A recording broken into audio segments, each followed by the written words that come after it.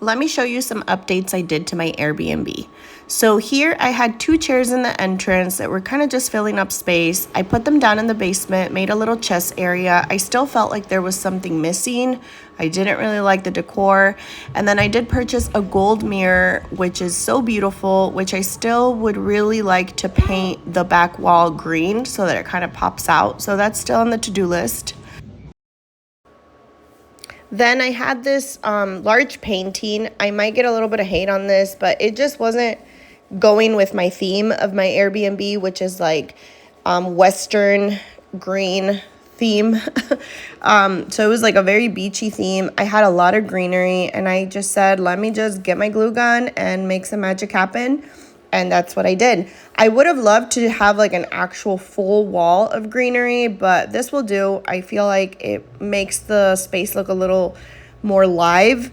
And I did add some disco balls to the top of it and then to the little bar area. And I think for now it'll do. It looks pretty cute. A lot better than what it did.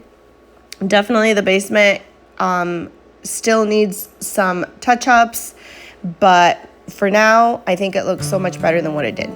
What do you think?